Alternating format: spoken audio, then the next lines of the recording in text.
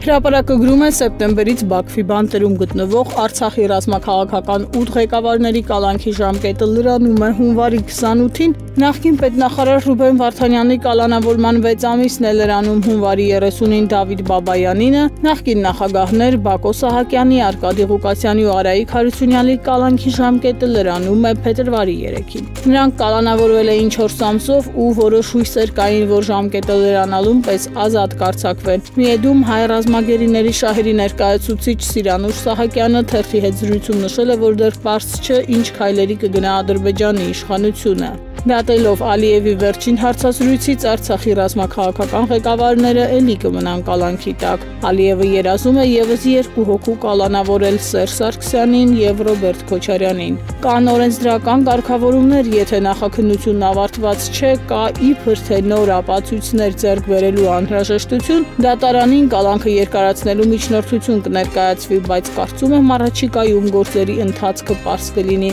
Հավանական եմ համարում թեկուզ կրճատված, սակայն կալանքի երկարացում դեռ որոշակի բեմադրություններ են պահանջվելու նախքան դատավարությունը, նշել է մասնագետը։ Ըստ ադրբեջանական օրենսդրության նախնական կալանքի ժամկետը կարող է երկարացվել մինչև 18 ամիս։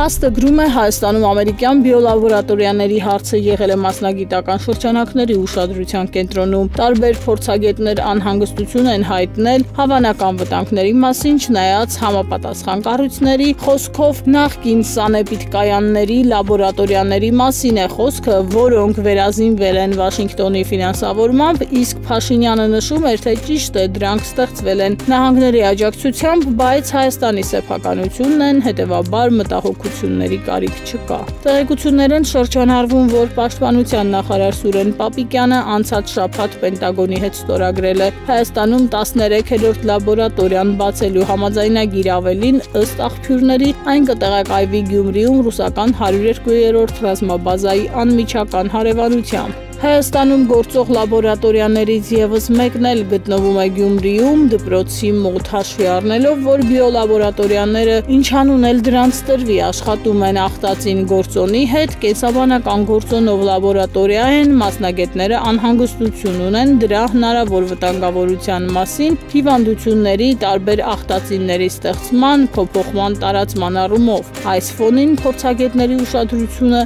այն փաստի վրա է, որ 23 թվականի դրությամբ Հայաստանում կարմրուկի ընդհանուր լաբորատոր հաստատված դեպքերի թիվը 545 է, 24-ին հաստատվել է կարմրուկով վարակման 32 դեպք, 16 մարդ հոսպիտալացվել է։ Առողջապահության ոլորտի մասնագետները անհանգստություն ունեն, որ այս ցուցանիշներին զուգահեռ սեզոնային գրիպը կամ աղեստամոքսային տրակտի հիվանդություններն են հաճախացել ու մարդիկ այն ավելի ծանր են տանում, թե որքանով են դրանք կապված այս լաբորատորիաների հետ, թերթը դժվարանում է նշել, բայց շեշտում է մասնագետները չեն բացառում բնակավայրերում տարբեր փորձերի իրականացման գործոնի ազդեցությունը։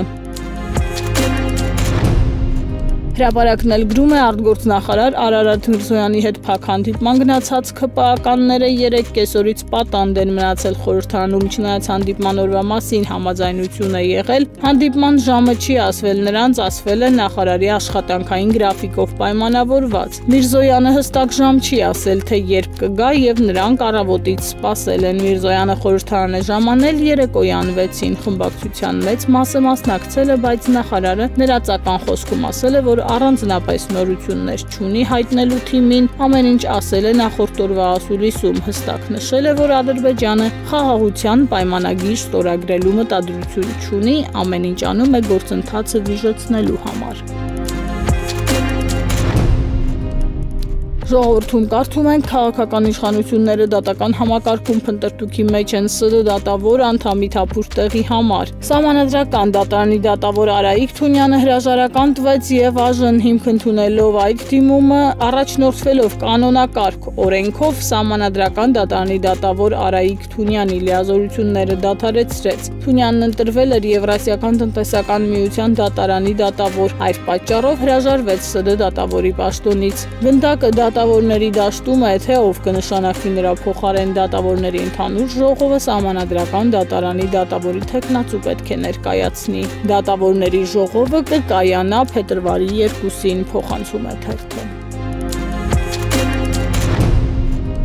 հրապարակում էլ կարդում ենք Պաշտպանության նախկին նախարար գեներալ-մայոր Արշակ Կարապետյանը, որն անցած տարվա հոկտեմբերին ազդարարեց քաղաքական շարժում սկսելու մասին ու հայտարարեց, որ ղեկավարելու է համահայկական ճակատ շարժումը, թեպետ հրապարակային գործունեություն չի ծավալում, բայց նրա կողմնակիցներն ակտիվ աշխատում են Երևանում ու մարզերում։ Նրանք համակիրներ են հավաքագրում, գրասենյակ են բացել Երևանում եւ Էջմիածնում, առաջիկայում նախատեսում են նաեւ այլ մարզերում։ Խոսակցություններ կան, որ Կարապետյանը նաեւ ուզում է լրատվամիջոց բացել, որը կիրականացնի թիմի պրոպագանդան։ Թերթը հիշեցնում է, հոկտեմբերից Արշակ Կարապետյանը 1-2 լայվ է մտել, մի անգամ էլ Ռուսաստանի Դաշնությունից առցանց պատասխանել լրագրողների հարցերին։ Նա մինչև օրս Ռուսաստանում է, հայտնի չէ Հայաստան կվերադառնա, թե կառաջնորդի պայքարը դրսից սպասելով հարմար պահի, ինչպես ժամանակին արել է հոկտեմբերյան հեղափոխության առաջնորդ Լենինը, գրում է թերթը։